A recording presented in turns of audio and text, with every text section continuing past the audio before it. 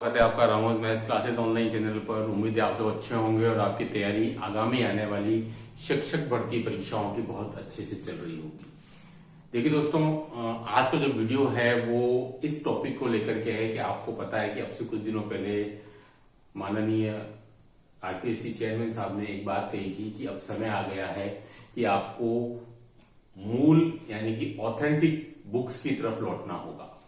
अब समय शॉर्टकट का नहीं है, ये आपको पिछले 2 वर्ष में आए हुए पेपर से अंदाजा हो गया होगा कि अब पहले की तरह नहीं है कि आप कुछ गिने चुने 2-2.5 हजार क्वेश्चन को याद कर लें, रट लें, पढ़ लें और उसी में से ही घूम फिर करके प्रश्न आ जाए। यानी कि आपको ऑथेंटिक बुक्स, एक वर्ड काम में आया था, मूल किताब ऑथेंटिक बुक्स। तो कुछ स्टूडेंट के मैसेज आए कि सर मैथ्स में ऑथेंटिक बुक कौन सी है, हम कौन सी ऐसी बुक्स को देखें जिससे कि हम ये बोल सकते हैं कि भाई ये ऑथेंटिक बुक है, ये आपके पासबुक नहीं है, ये गाइड नहीं है मैथ्स में। क्योंकि स्टूडेंट के मैसेज थे कि सर 11th में तो हमारे पास में एनसीईआरटी की बुक्स चलती हैं, एक बुक 11th में, एक बुक 12th में है। सिलेबस वाइज देखें तो उसमें 11th-12th का काफी सारा सिलेबस उससे मैच नहीं करता, क्वेश्चंस का लेवल उससे मैच नहीं करता। तो क्या हम उन ऑथेंटिक बुक्स को बेस बना करके तैयारी कर सकते हैं? देखिए स्टूडेंट, मैं थोड़ा सा आपको बताता हूं। अगर आप वास्तव में ऑथेंटिक बुक्स की तरफ जाना चाहते हैं तो 2009 से पहले, है ना, ध्यान से सुनिएगा, सन 2009 से पहले, शायद 9-10 ही था, से पहले 11th-12th के सिलेबस में बुक्स चलती थी जो मेरे ख्याल से बहुत बेस्ट बुक थी आपके किसी भी कॉम्पिटिशन एग्जाम की तैयारी के लिए। देखिए मेरे पास इसकी 2 बुक्स हैं, मैं बता रहा हूं आपको। एक तो ये बुक थी, आप देख रहे हैं, समतोल त्रिकोणमिति, यानी कि 11th क्लास में ये वाली बुक चला करती थी। देखिए टोटल इसमें 210 पेज है, 202 तक तो ये दिख रहे हैं, 2-3 पेज आए शायद इसमें कुछ निकल गए होंगे। यानी कि अब जो बुक आपके पास में 11th क्लास में है उसमें आपके त्रिकोणमिति के लिए मात्र एक टॉपिक है, और वो भी मेरे ख्याल से शायद 20-25 पेज का कुछ होगा, लेकिन ये पूरी एक बुक थी। तो उसमें देखिए 2009 से पहले आपके 11th क्लास की इस प्रकार की 4 बुक्स चलती थी और ऐसे ही आपकी 12th क्लास की भी 4 बुक्स चलती थी। यानी कि टोटल हो गई स्टूडेंट आपका 8 बुक्स। यानी कि मेरे ख्याल से ये सबसे बेस्ट बुक थी एवर, ये 8 बुक। अगर आप ये 8 बुक्स पढ़ लेते हैं, यानी कि इंटीग्रेशन की पूरी एक बुक थी, एलजेब्रा की पूरी एक बुक थी। जैसे ये वाली बुक जो है स्टूडेंट, देखिए ये वाली बुक जो है ना, ये मेरे पास में एलजेब्रा की बुक है। देखिए गुणनखंड से स्टार्ट हो रहा है टॉपिक स्टूडेंट, अगर आप देखेंगे, ठीक है, देखेंगे ये सेट भी इसमें उन्होंने दिया हुआ है। इसके अलावा देखिए आप और भी, ये देखिए बाइनोमियल थ्योरम भी इसमें है ना, बुक के अंदर बाइनोमियल थ्योरम दिख रही होगी आपको। इसके अलावा आपको इसके अंदर एपीजीपी भी दिख जाएगा, है ना। देखिए ये रहा समांतर श्रेणी। यानी कि आप ये बोल सकते हैं कि स्टडी डायनेमिक्स के लिए एक बुक अलग थी, ट्रिग्नोमेट्री के लिए एक बुक अलग थी, कैलकुलस के लिए एक बुक अलग थी, एल्जेब्रा के लिए एक बुक अलग थी, वेक्टर और आपके प्रोबेबिलिटी के लिए एक बुक अलग थी। तो आप सोच सकते हैं 8 बुक्स थी। तो ये वो ऑथेंटिक बुक्स मेरे अकॉर्डिंग है जो सबसे बेस्ट बुक थी। अगर आप इन बुक्स को पढ़ लेते हैं तो आपका काम 11th-12th के लिए 70-80% तक हो जाता है। क्वेश्चंस का लेवल भी बहुत अच्छा था और बहुत अच्छी डिस्क्रिप्टिव रूप से दी हुई थी। ये मार्केट में बुक्स नहीं है ना। अगर आप कहीं से इन 8 बुक्स को ला सकें, ठीक है, कहीं ओल्ड बुक्स के सेंटर पे, तो बहुत ही यूजफुल है। ये 8 बुक्स 2009-10 यानी कि करीबन 15-16 साल हो गए मार्केट से आउट है। ये वो ऑथेंटिक बुक है मेरे अकॉर्डिंग। अभी जो वर्तमान बुक चल रही है वो आपके सिलेबस को पूर्ति नहीं करती है और आपकी क्वेश्चन की जो डिमांड है उसको भी पूर्ति नहीं करती। लेकिन इन बुक्स में नंबर ऑफ क्वेश्चंस भी अच्छे दिए हुए हैं। हर बुक के पीछे आपको एमसीक्यूज भी गिवन है, यानी बहुत कुछ सीखने के लिए इन बुक्स के अंदर। मेरे अकॉर्डिंग 11th-12th की ये बुक ऑथेंटिक बुक्स। उसके अलावा आप प्रैक्टिस के लिए नो डाउट एसआर सैनी ले सकते हैं, ये भी अच्छी बुक है। इसमें भी टॉपिक वाइज आपके हर टॉपिक के लगभग 200-300 क्वेश्चन दिए हुए। अब इसमें करना क्या स्टूडेंट, देखिए ऐसा है नहीं बात स्टूडेंट, तो आपको दृष्टांत की उदाहरण वाले सारे कर लेने हैं, इलस्ट्रेटिव एग्जांपल ये सारे कर लेना। और जो पार्ट ए वाला है, मल्टीपल चॉइस वाला आपको नहीं करने, आपको आईआईटी एडवांस तक भी नहीं जाना, क्योंकि अपना जो लेवल स्टूडेंट वो ऑलमोस्ट जेई मेंस तक ही आ रहा है या एनडीए का। अगर आपने जेई मेंस और एनडीए के क्वेश्चन अगर आप सोल्व कर पा रहे हैं फ्लुएंटली तो आपको दिक्कत नहीं आएगी 11th-12th।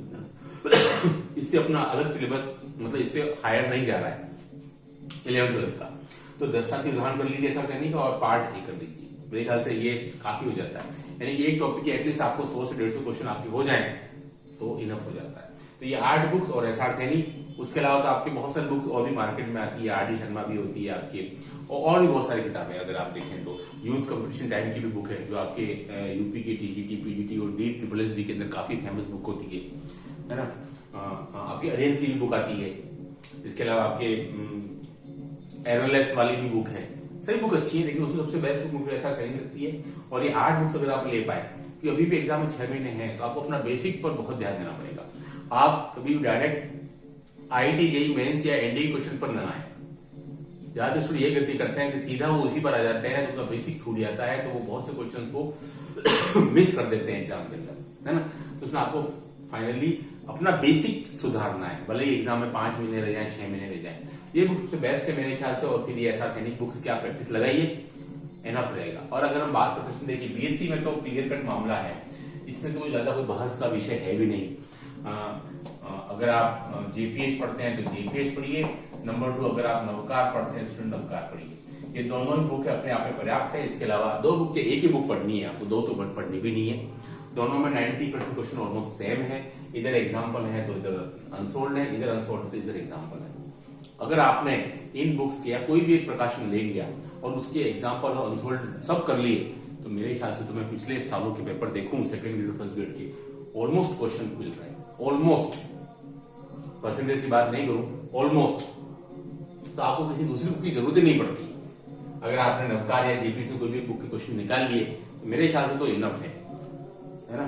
मोस्टली एग्जाम्पल पूछे जा रहे हैं, एग्जाम्पल नहीं आते हैं तो अनसोल्ड वाले क्वेश्चन आपको मिल जाते हैं, है ना। तो मोस्टली क्वेश्चन मिल जाएंगे। उसके अलावा अगर आप और कुछ करना चाहते हैं तो आपको नेट और गेट की तरफ तो नहीं जाना है, कोई जरूरत नहीं पड़ती, इतना लेवल नहीं आता है। MSc एंट्रेंस के आप RU के पेपर देख सकते हैं या CUET के देख सकते हैं।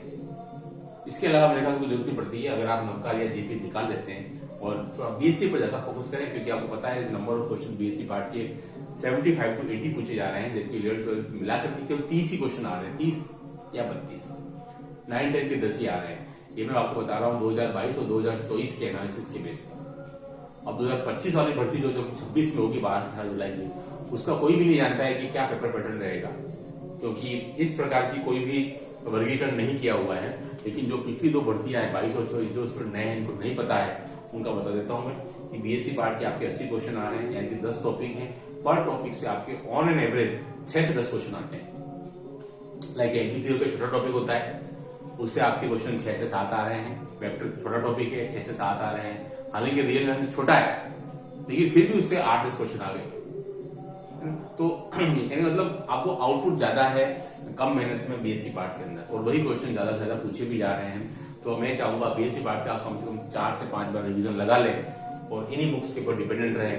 आपको कोई ज्यादा बहुत ज्यादा आपको कुछ इधर लिटरेचर ढूंढने की आवश्यकता नहीं है, ये एनफ रहता है। और मैंने कहा अगर ये बुक्स मिल जाए आपको तो बहुत अच्छी बात है। ये बुक्स नहीं है आपके पास में तो मैं आपको एक बुक में और बता देता हूँ। तो देखिए ये वाली बुक्स भी चलती थी आपकी मार्केट के अंदर, आई थिंक शायद ये बुक्स थी आपके, ये वाली बुक्स भी चलती थी आपकी 11th क्लास की, ये वाली बुक्स भी चलती थी आपके, ये वाली 11th क्लास की। अभी तो फिलहाल तो NCERT वाली चल रही है। ये वाली बुक्स भी अच्छी थी, और ये बुक मुझे लगता है शायद आपकी 2018 से पहले 2018 तक थी शायद मार्केट में। अगर आप ये भी ले पाए तो ये भी 2 बुक्स थी। ये बुक जो थी इन्हीं की समरी थी, इन 8 बुक्स, ये भी ठीक ठाक है। अगर आप इनको भी अगर आप ले पाए तो ये भी ऑथेंटिक बुक्स की कैटेगरी में ही है ना। तो आपको ज्यादा ध्यान में लगता है BSc पार्ट पर ध्यान देना है, बहुत ज्यादा वो मुश्किल वाली बात नहीं है। मैथ्स में क्वेश्चंस आपको मिल जाते हैं, लेकिन आपको टाइम मैनेजमेंट करते हुए अपनी एक्यूरेसी बढ़ाते हुए सॉल्व करना पड़ता है, ताकि आप 80, 85, 90 क्वेश्चन तक सही कराएं। मैथ्स में अगर आपके 150, 160 आ गए और जीके में स्टूडेंट आपके 120, 125 तक ले आते हैं, तो मेरे ख्याल से 25 वाली जो भर्ती है जिसमें अगर आपको जनरल कैटेगरी 60 से लगभग पद आ रहे हैं, तो आप ठीक ठाक स्कोर कर जाएंगे 275 के। वीडियो में उद्देश्य यही था कि स्टूडेंट पूछते सर मैथ्स में क्या ऑथेंटिक बुक्स होती है, हम तो ये पढ़ रहे हैं, हम तो वो पढ़ रहे हैं। इसलिए कि मेरे ख्याल से 8 बुक सबसे मोस्ट ऑथेंटिक मतलब क्वेश्चन आने की संभावना बहुत अच्छा इन बुक्स में लिखा हुआ है, बहुत बढ़िया तरीके से। ये नहीं कि मैंने बताया 18 की पहले जो बुक्स थी वो भी आप कंसल्ट कर सकते हैं। अदरवाइज एसआर सैनी तो ये बुक्स क्वेश्चन अच्छे हैं IIT JEE लेवल के, मेंस लेवल के, तो उनको भी आप पढ़ सकते हैं। और BSc का मैंने बता ही दिया कि नवकार पढ़िए या फिर JP को ये पढ़ लीजिए। और आपको जो मैथोलॉजी है वो वशिष्ठ की भी आती है, मंगल की भी आती है, चौहान की भी आती है। कोई भी एक ले लीजिए, अच्छा ऑथेंटिक बुक्स पढ़िए, है ना, ऑथेंटिक बुक्स पढ़िए बजाय कि किसी गाइड के पासबुक के। तो डेफिनेटली आप उनको क्लेम भी कर पाएंगे कि साहब हमारे क्वेश्चन सही था लेकिन आपने अपने आंसर की वजह से गलत दिया है, क्योंकि पता है आरपीएससी ऑथेंटिक बुक्स को ही कंसिडर करेगी, किसी गाइड या पासबुक नहीं। तो उसके लिए भी आपको ऑथेंटिक बुक पढ़ना, विकल्प को आप क्लेम करना जरूरी है। इस वीडियो में इतना ही। डू लाइक सब्सक्राइब चैनल को कहते हैं धन्यवाद।